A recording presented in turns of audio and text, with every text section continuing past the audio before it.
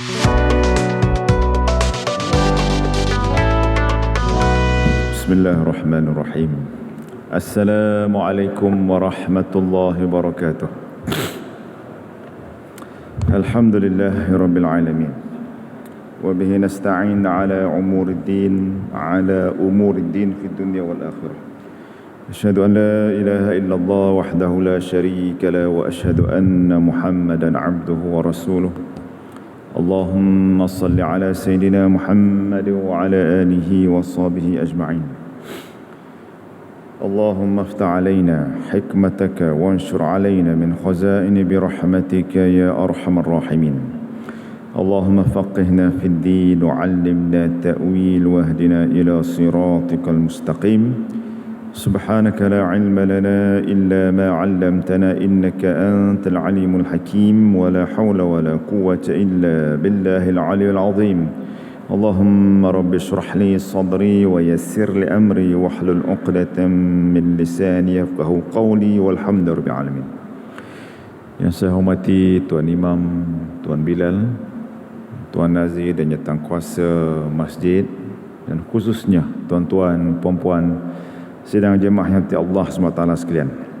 Apa khabar semua hari ini? Alhamdulillah. Kita teruskan pengajian hadis daripada riwayat Abi Hurairah radhiyallahu an, dan saya merujuk pada pagi ini riwayat Abu Hurairah dalam kitab Sahih Muslim. Ini tuan-tuan, jilid ke-7.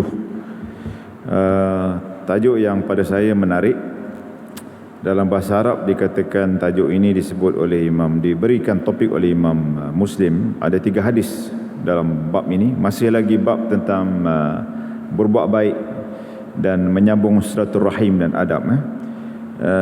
Babu idza habballahu 'abdan habbabahu li'ibadihi,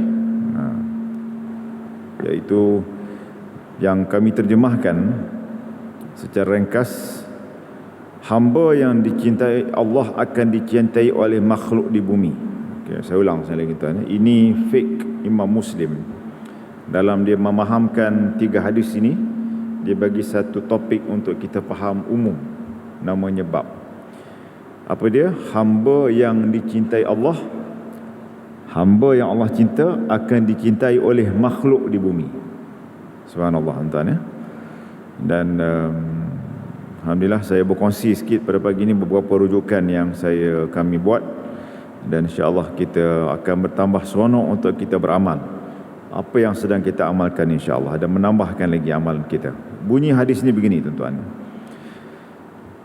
Haddatsana Zuhair bin Harb, haddatsana Jarir an Suhail an abihi an Abi Hurairah qala qala Rasulullah sallallahu alaihi wasallam, inna Allah idza ahabba 'abdan da'a Jibril faqala inni uhibbu fulanan fa uhibbuhu qala fayuhibbuhu Jibril ثم ينادي في السماء فيقول إن الله يحب فلانا فأحبه فيحبه أهل السماء قال ثم يوضع له القبول في الأرض وإذا أبغض عبدا دعا جبريل فيقول إني أبغض فلانا فأبغضه قال فيبغضه جبريل ثم ينادي في أهل السماء إن الله يبغض فلانا فأبغضوه قال فيبغضونه ثم توضع له البغضاء في الأرض أو كما قال النبي صلى الله عليه وسلم. Ini tuan-tuan, ya, terjemahannya.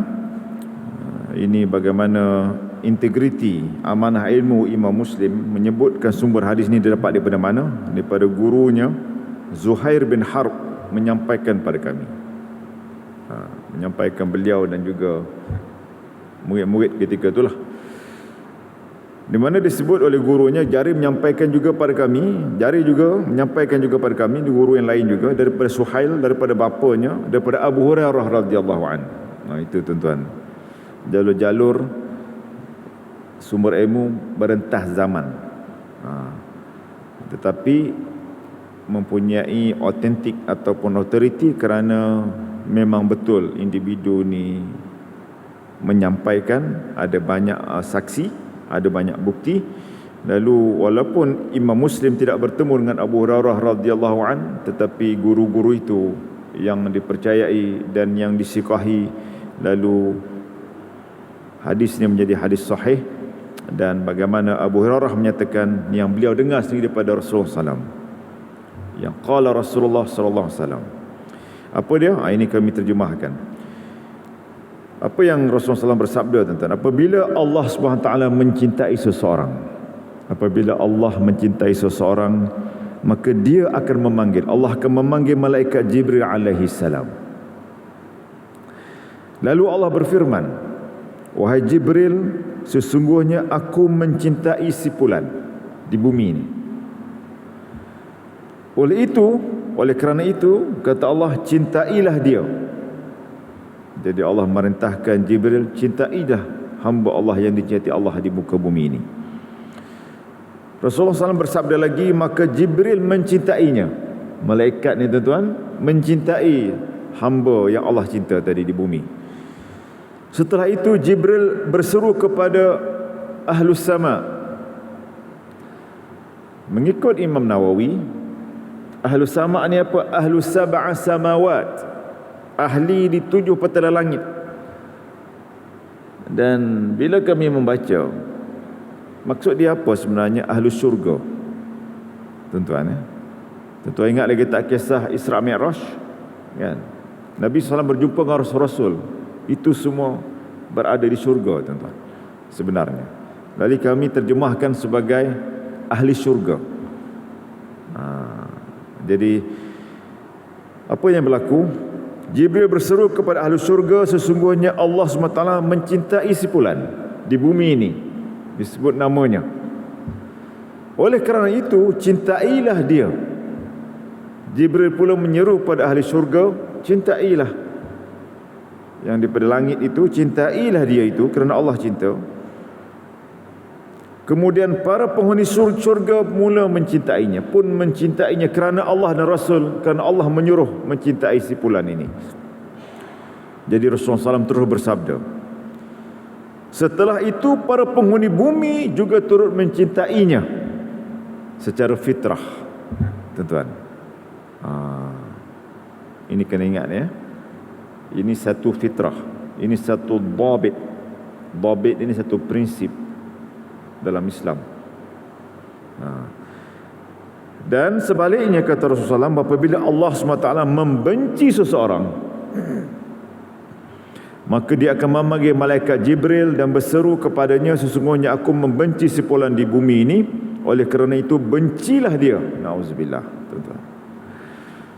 Rasulullah SAW bersabda, lalu malaikat berseru kepada ahli syurga, sesungguhnya Allah SWT membenci si fulan, oleh kerana itu bencilah dia. Allah, na'udzubillah. Maka para penghuni syurga membencinya, kemudian penduduk bumi juga turut membencinya. Tuan, saya lanjutkan. Biasanya sanad yang berikutnya dalam Sahih Muslim ni, dia datangkan sanad yang menguatkan lagi, sumber ilmu yang menguatkan lagi. Jadi yang ini saya skip sebab dia tak ada teks. Tetapi yang saya nak baca ni, tuan, agak menarik pada hadis terakhir. Saya bacakan terjemahan matan, tuan. Terjemahan hadis ini.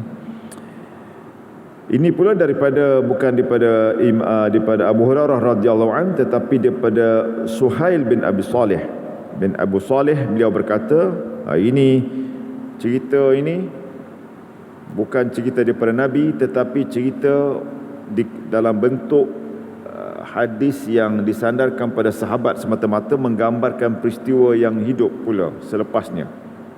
Jadi tuan-tuan, dia kata begini, ketika kami berada di Arafah, ini masuk pada zaman Bani Umayyah. Umar bin Abdul Aziz ni, tuan-tuan, salah seorang khalifah daripada Bani Umayyah ini, di antara pemerintahan selepas Khulafa' Ar-Rasyidun. Ada satu pemerintahan dikatakan zaman diperintah oleh ahli keluarga Umayyah, namanya Bani Umayyah ini. Salah seorang tu bernama, cucu kepada Umar Al-Khattab ni, bernama Umar Abdul Aziz. Dia lalu di hadapan kami di haji ketika itu, dan beliau merupakan rombongan pimpinan haji. Orang ramai berdiri untuk melihatnya. Orang ramai bila dengar je Umar Abdul Aziz ni datang, ramai berdiri menghormatinya, tuan-tuan. Jadi standing to greet ni bukan amalan, bukan Islam. Kita menghormati orang, orang datang kepada kita, kita bangun salam.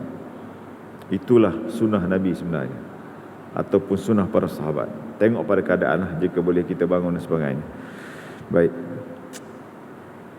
Jadi orang ramai berdiri. Lalu aku berkata pada bapa kepada Suhail bin Abu Salih ni, jadi bapaku berkata, mengapa begitu? Mengapa begitu?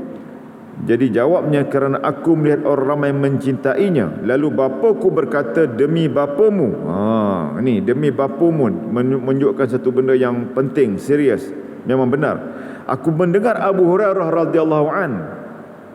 Nak ceritanya tuan, ada cross reference kat sini, menyampaikan daripada Rasulullah SAW yang saya bacakan tadi. Kemudian beliau menyebut dengan hadis yang lafaz yang sama yang diriwayatkan daripada Jarir dan Suhail. Jadi nak ceritanya tuan-tuan, jika ada di dunia ini seseorang yang disukai oleh ramai kerana Allah dan Rasul, berdasarkan ilmu kerana Allah dan Rasul, artinya orang itu juga dicintai oleh Ahlus Sama, syurga. Subhanallah, tuan-tuan. Baik, hadis ini amat penting untuk kita fahami, tuan-tuan, sebagai motivasi, sebagai fakta bahawa apabila seorang hamba Allah di muka bumi ini, apa amalannya kerana Allah dan akhirat, kerana Allah dan Rasul untuk akhirat, itu lebih penting dan membentuk niat ikhlas. Jadi apa saja yang kita buat ni, tuan-tuan, kita berkahwin dengan isteri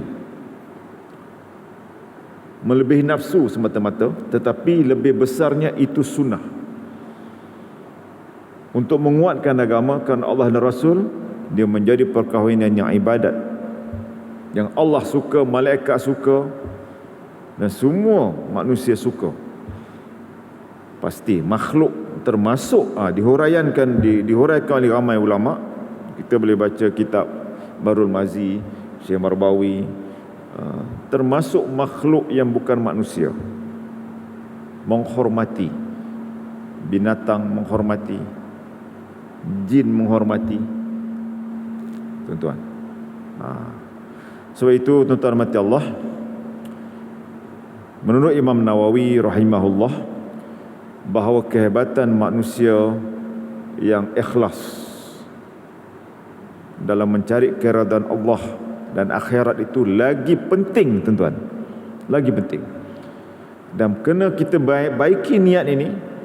Jika ada apa-apa doa untuk sesuatu di dunia ini, bukan untuk dunia semata, tuan-tuan. Saya memberikan untuk membetulkan banyak, kadang-kadang bacalah benda ni untuk jadi kaya. Benar kan? Banyak kita dengar kan? Bacalah benda ni untuk selesaikan masalah. Memang itu pula daripada Nabi SAW. Tapi kena betulkan di sudut ilmu dan niat kita, tuan-tuan. Kita nak mencari akhirat. Wal akhiratu khairun wa abqa. Kita baca Al-Quran, akhirat lagi utama. Kerana mencari keridaan Allah itu, tuan-tuan, lagi-lagi penting, lagi-lagi utama. Kerana membentuk keikhlasan dan istiqamah kita. Sebab itu mencintai isteri, isteri mencintai suami kerana Allah dan Rasul. Kita mencintai anak kerana Allah dan Rasul. Bukan semata-mata anak itu anak kita, tapi dia buat benda yang bertentangan dengan hukum Allah pun kita sayang. Itu kita zalim. Hukum Islam begitu. Kita biarkan sayang anak, kita biarkan anak keluarga kita dalam kemungkaran, tak solat, tentang melakukan perkara mungkar, dosa. Itu kita zalim pada diri kita dan pada mereka. Dan kita bimbang, tuan-tuan, di langit sana membenci. Ini takut. Sebab itu, tuan-tuan mati Allah, subhanallah, inilah dia Islam, the beauty of Islam. Bila kita buat ni bukan di depan mata, tapi kita buat tu kerana Allah dan Rasul. Sebab itu, tuan-tuan mati Allah, saya nak terus menghuraikan ini, insya-Allah, jika Allah izinkan umur panjang ataupun saya punya tim akan meneruskan, insya-Allah kita akan menghuraikan, dan saya dah masukkan nota peribadi saya kepada ahlul masjid. Ini saya nak fokus kepada realiti kita sebagai motivasi, tuan-tuan. Tuan-tuan boleh rujuk pada surah Taubah ayat 18. Ini motivasi kita, istiqamah dengan ahlul masjid ni kerana Allah dan Rasul. Jadi sesiapa juga menjadi nazir kat sini, tuan-tuan, siapa jadi imam, kita datang kerana Allah dan Rasul. Jangan kena nazir bertukar, imam bertukar, kita datang saya tak suka. Itu tak betul. Itu kita belum lagi faham, kita belum ada ilmu yang meluas tentang kenapa kita perlu pergi masjid. Allah berfirman dalam surah At-Taubah ayat 18. Tuan-tuan boleh baca ayat ni, selalu baca surah Taubah, tentang bagaimana orang mengimarahkan masjid. A'udzubillahi minasyaitonir rajim. Innama ya'muru masajidallahi man amana billahi wal yawmil akhir wa aqama as-salata wa ata az-zakata wa lam yakhsha illa Allah فعسى أولئك أن يكونوا من المهتدين. Ini tuan-tuan, untuk menjadi hamba yang dicintai Allah, di antara banyak-banyak amalan dan apa yang sedang kita buat ni, tuan-tuan sekarang ni, kita berusaha mendirikan solat selagi Allah bagi kita nyawa dan upaya. Kalau tak upaya pun, tuan-tuan, Masya Allah, orang sanggup diupah datang, sanggup datang dengan tongkat selagi dia mampu hadir ke rumah Allah. Walaupun duduk atas kursi, duduk bersela, hadir juga. Walaupun tak dapat duduk sempurna ke, buat juga, tuan-tuan, nak tunjukkan kerana Allah dan Rasul. Ini dia, tuan-tuan, ya. Hanya saja yang layak memakmurkan, menghidupkan masjid Allah itu ialah apa? Orang-orang yang beriman kepada Allah dan hari akhirat. Ini, tuan-tuan, cara macam mana?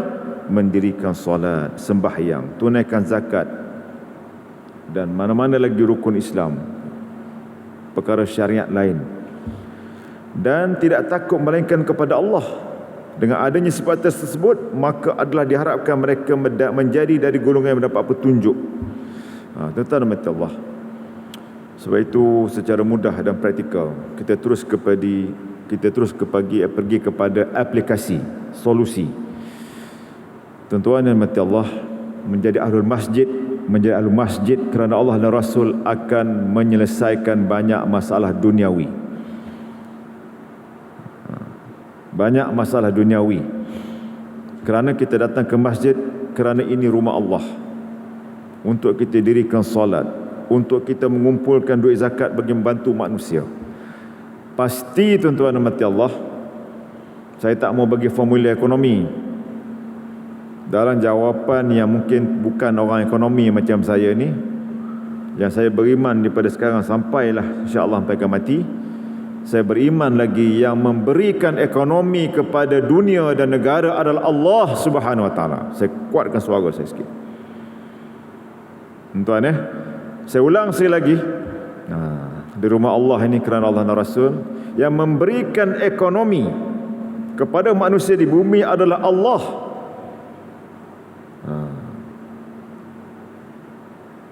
Sebab itu, tuan-tuan mati Allah, law kana ahlul qura amanu wattaqaw lafatahna alaihim barakatin minas sama'i wal ard. Sekiranya beriman, tuan-tuan, orang kampung di bumi ini kepada Allah dan Rasul, Allah akan bukakan segala apa rezeki yang ada di muka bumi dan di langit. Sebab itu, tuan-tuan, pentingnya, saya ulang saya lagi dulu, istiqamah kita ni, tuan-tuan, cukup penting untuk memakmurkan bumi ini dengan rahmat Allah daripada atas dan muka bumi ini, tuan-tuan. Apabila persefahaman berlaku di antara ahlus sama, malaikah dengan manusia, maka tidak ada boleh menahan. Kun fayakun yang kita baca dalam surah Yasin akan berlaku di luar ekspektasi manusia yang meramalkan begitu begini. Tapi kun fayakun, kata Allah, maka banyak benda yang upset boleh berlaku. Sebab itu tuan-tuan, pada keluarga kita ini, saya beri kepada Prila, sebab kita bercakap pasal ruang lingkup yang kita ada, keluarga kita tuan-tuan. Maka agenda bertindak kita tuan-tuan, kenalkan mereka dengan rumah Allah. Subhanallah, saya seronok tengok ada anak kecil, ada remaja duduk saf depan, paling tidaklah mengikuti keluarganya tadi. Subhanallah, sejuk hati saya, seronok. Dan masjid ini tuan-tuan perlu ramai lagi anak-anak muda hadir subuh. Boleh kan tuan-tuan? Boleh bawa ke cucu kita? Lambat nak jawab tu. Kena boleh tuan-tuan. Boleh ke tidak? InsyaAllah. Kenapa tuan-tuan? Ini adalah merupakan usaha kita untuk memakmurkan bumi Allah ni tuan-tuan. Kita kena takutkan lagi akhirat daripada ramalan-ramalan begitu begini tahun depan begitu begini. Kita takutkan Allah lebih. Allah janji tuan-tuan, telur cukup, ayam cukup, boleh makan lagi. Allah janji. Saya punya teori, tetapi inilah Allah dan Rasul dalam ilmu Islam. Sebab itu tuan-tuan, pentingnya kita menjadi ahlullah. Kalau orang kata dahsyat tu Ustaz. Jadi saya lebih turunkan menjadi ahlul masjid. Kerana masjid ni tuan-tuan tempat kita berkumpul, membuang segala ego, tetapi mencari berjemaah dengan menjadi makmum kepada seorang imam. Kita didik hati kita tuan-tuan, mentaat pada Allah ni, rupanya kita kena ada seorang pemimpin dalam solat bernama imam. Kita perlu bersihkan diri. Kita perlu kena ikut undang-undang. Jangan parking menghalang orang, berdosa. Jangan ambil parking orang, berdosa. Jangan buang sampah dekat masjid ni, lagi berdosa. Jangan isap rokok di dalam kawasan masjid, berdosa. Saya kemarin terpaksa tegur satu masjid yang saya lalu tiap-tiap hari tuan-tuan. Itulah tempat saya kadang-kadang solat maghrib, solat subuh. Tapi dah Allah tunjukkan keluar-keluar masjid tu, saya kata pakai anak muda. Alhamdulillah, masjid tu ramai anak muda, ramai anak bagus. Tapi nak ceritanya, yang diamanahkan jaga keselamatan tu pada saya lah. Dia tidak menjalankan tugas. Sebab dia ada kat depan tu, sebelah tu sakok. Imam masih lagi berdoa. Saya baca suratul Mulk. Saya kena balik tuan, sebab masa tu saya nak datang kuliah subuh. Saya kena tidur pukul 10:30. Kena prepare sikit. Tapi saya tengok orang ni buat tak tahu. Dia sedang syok. Biasalah tengok handphone dan sakok. Pulang menjadi. Saya turun tangga bau, ya Allah, kata. Saya tengok, saya rasa the right time, saya kena tegur dengan baik.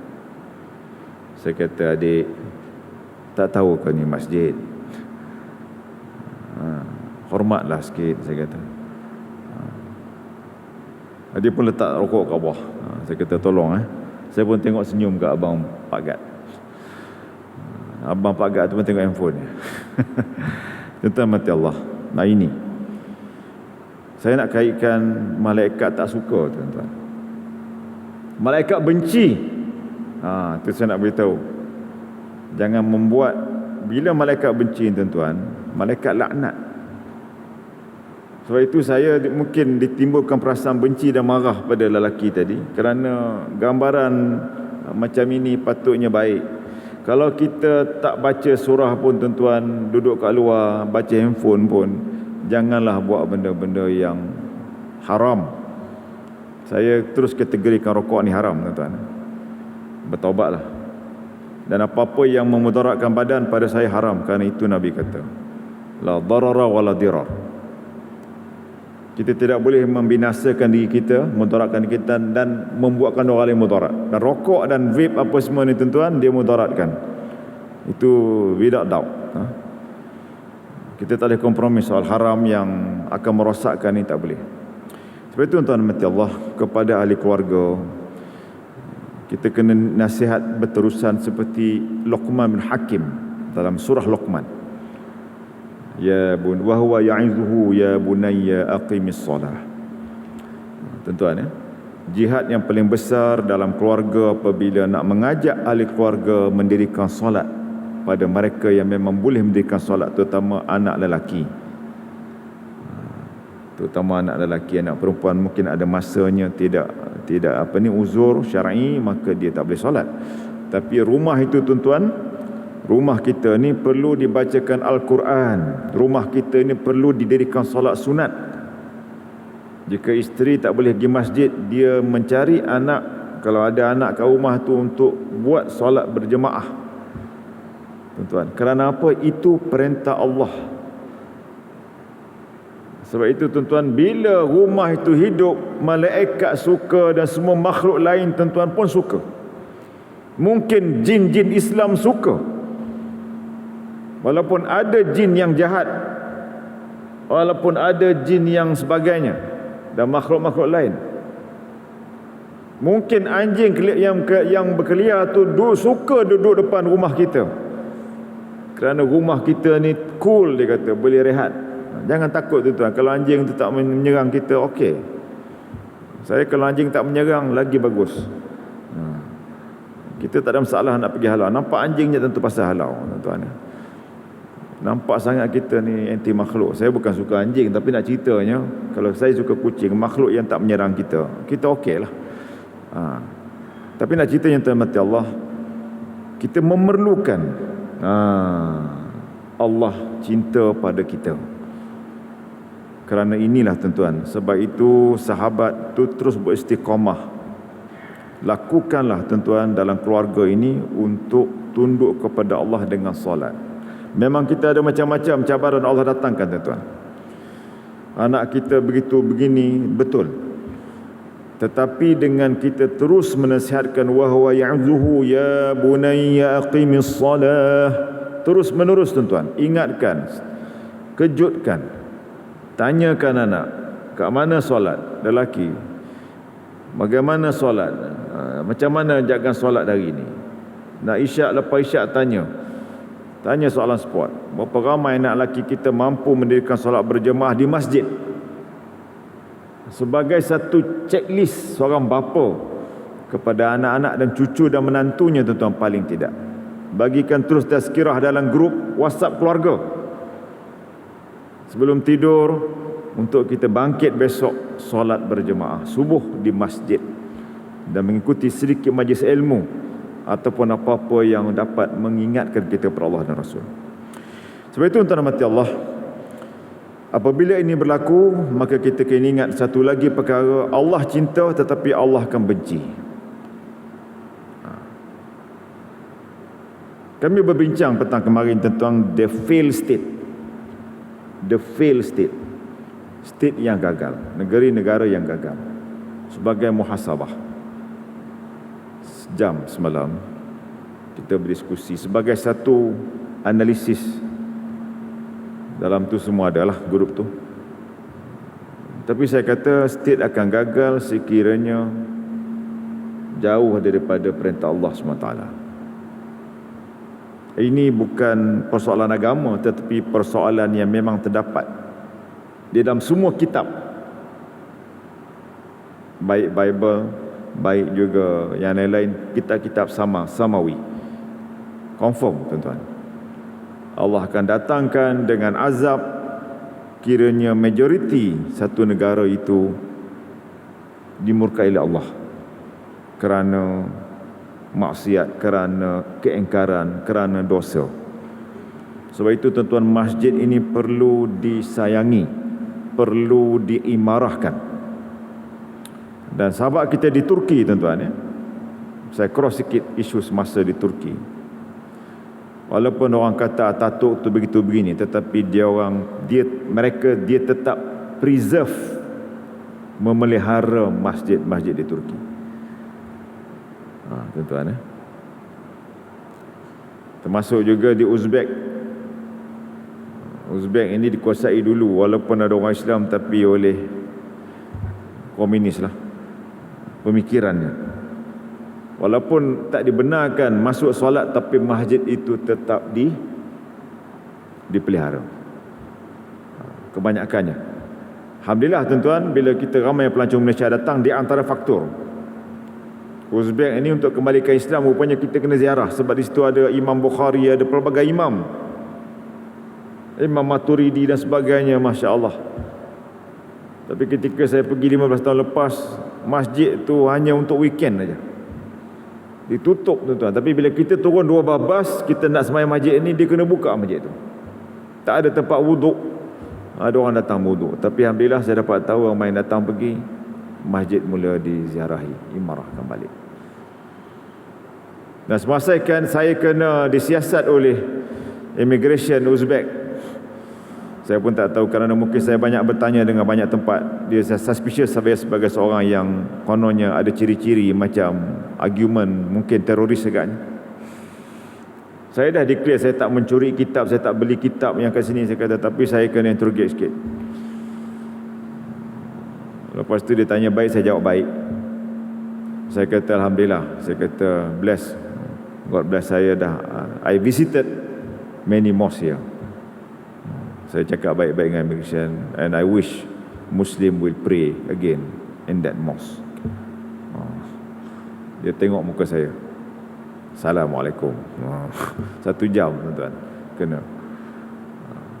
Jadi apa yang saya nak beritahu tuan-tuan mati Allah, apabila usaha kita ni tuan, sebenarnya usaha kita memakmurkan ekonomi. Itu saya nak beritahu. Usaha kita menjadi istiqamah datang ke masjid ni tuan, memakmurkan ekonomi di Taman Tun wilayah dan Malaysia. Beritahu tuan-tuan pada ahli keluarga kita. Saya beritahu dengan anak saya nak dapat kerja intern ni, saya kata dia nak intern pergi international company. Solat, saya kata, walaupun anak saya perempuan. Mohon pada Allah, walaupun kita mohon dekat company, tapi mohon pada Allah. Dapat jugalah. Tapi apa yang nak beritahu tuan-tuan mati Allah, pada keadaan semasa sekarang ni tuan-tuan, ramai anak-anak yang menghadapi stres, depresi tuan-tuan ya. Saya agak bimbang, anak-anak kita fragile, very fragile tuan-tuan. Saya ingat duduk dengan handphone ni kuat. Ramai yang mudah tension, ramai yang sebagai. Tetapi tuan-tuan, peranan kita ialah terus mengingatkan mereka tentang ketaatan pada Allah. Kerana tuan-tuan mati Allah, kita memerlukan Allah sayang dan rahmat turun. Dan kesemua makhluk yang ada ni tuan-tuan, termasuk alam sekitar ni, memberi kesan besar kepada kemakmuran negara. Saya ulang sekali lagi tuan-tuan ya. Bila Allah cinta, semua alam sekitar tuan-tuan, dia memberi kemakmuran manusia yang hidup di dalamnya. Inilah yang berlaku pada semua zaman keemasan di khalifah selepas Khulafaur Rasyidin, terutama Bani Umawi dan juga Abbasi, sampai ke zaman Osmaniyah yang bersifat empire Islam. Kerana ada ulama yang berterusan dan ada pemimpin pula tuan-tuan yang menghormati ulama. Dan masjid terus hidup. Dan masjid ini bukan semata-mata satu monumen, tetapi satu syiar, satu hubungan kita dengan Allah yang rasmi, tuan-tuan. Sebab itu kita datang dengan kenderaan yang paling mahal ke masjid ni jika itu Allah bagi kita nikmat. Kita pakai pakaian yang paling terbaik tuan-tuan, yang paling kemas, insya-Allah.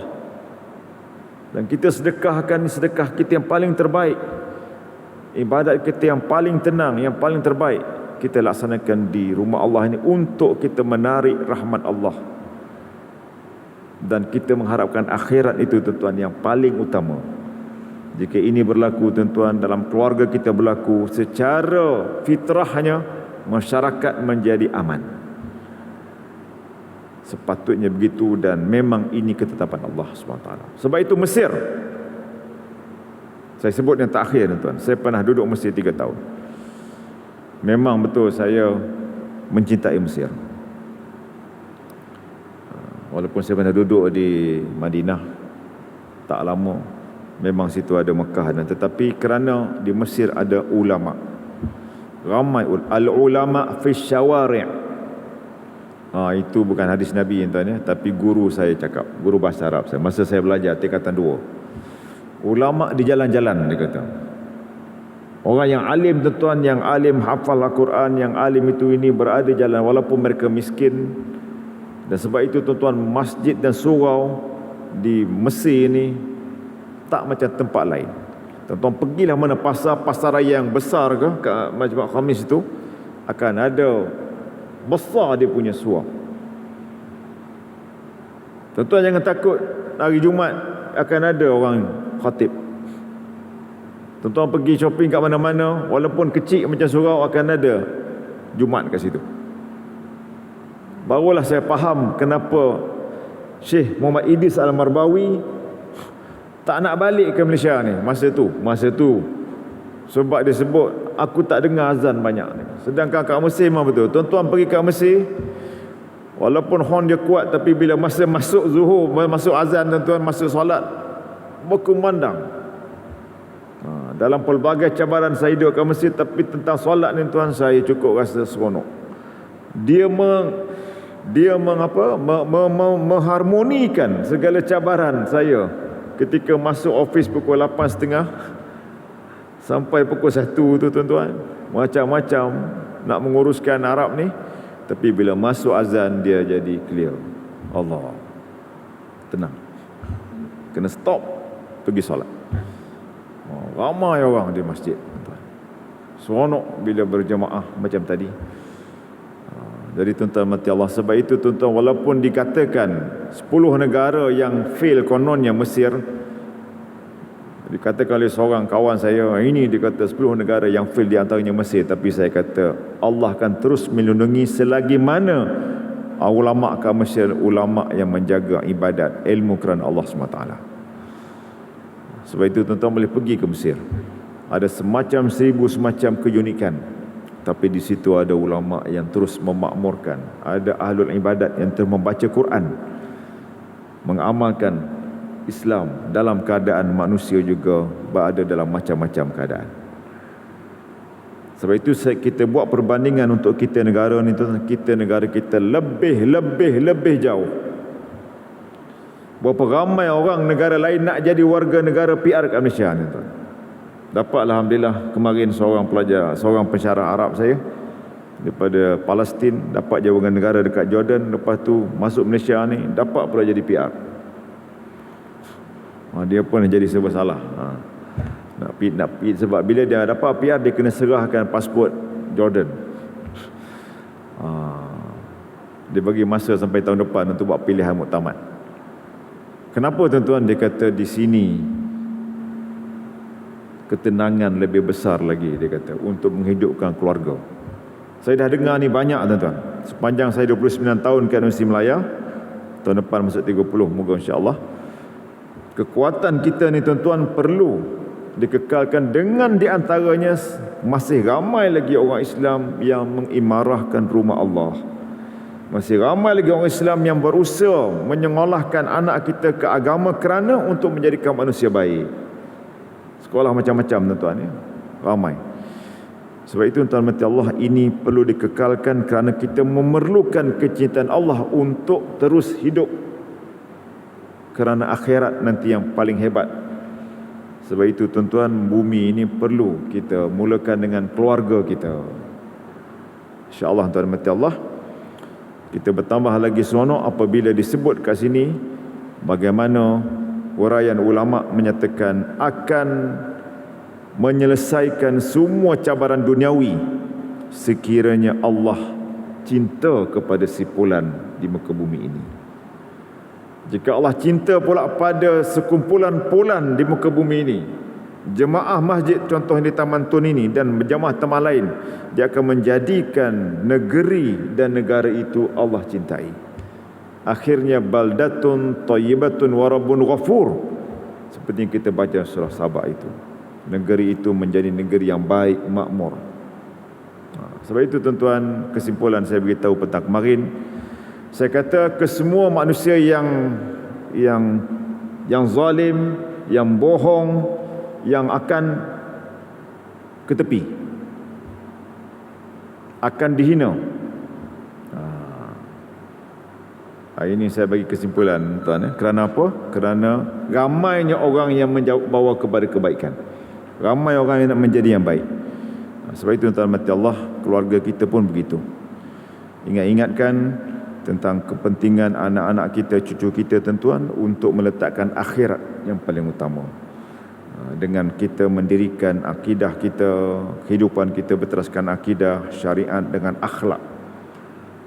Dan Malaysia ini, kesimpulan terakhir, dia terbina dengan akhlak yang dinamakan sebagai Sufism, tasawuf, tarikat yang salimah, yang bersifat haraki, yang bersifat dakwah. Ini tidak dapat dinafikan. Profesor Khairuddin, Singaporean yang jadi profesor kat Malaysia ni, dia menguatkan lagi sebab bidang dia. Dia kata dia cukup yakin selagi mana 3 elemen ini ada, kita mengamalkan akidah Ahlussunnah wal Jamaah, syariat Islam dengan solat begini, dan kita punya akhlak yang berteraskan kepada, dikatakan sebagai ihsan, tasawuf itu tuan ya, dalam ilmunya, dengan kita mengamalkan zikir, al-azkar, zikrullah. Dan memang Malaysia ni terbina dengan ulama-ulama tarikat yang ada syariat dan juga akidah yang pasti. Ini tuan-tuan perlu kita jaga. Wallahu alam. Sekadar ini dulu pesanan dari saya dan tuan-tuan sekalian, semua kita bersemangat istiqamah dengan apa amalan ini untuk kita mencari cinta Allah, bagi juga kita mendapat cinta makhluk insya-Allah di muka bumi ini. Wallahu alam. Subhanakallah wa bihamdik, asyhadu an la ilaha illa anta, astaghfiruka wa atubu ilaik. Bismillahirrahmanirrahim. Wal 'ashr innal insana lafi khusr illa alladhina amanu wa 'amilus solihat wa tawassaw bil haqq wa tawassaw bis sabr. اللهم اهدنا الصراط المستقيم صراط الذين أنعمت عليهم من النبيين والصديقين والشهداء وحسن أولئك رفيقا. اللهم اجعل جمعنا هذا جمعا مرحوما وتفرقنا من بعد تفرقا معصوما. اللهم ربنا آتنا في الدنيا حسنة وفي الآخرة حسنة وقنا عذاب النار. والحمد لله رب العالمين. والسلام عليكم ورحمة الله وبركاته.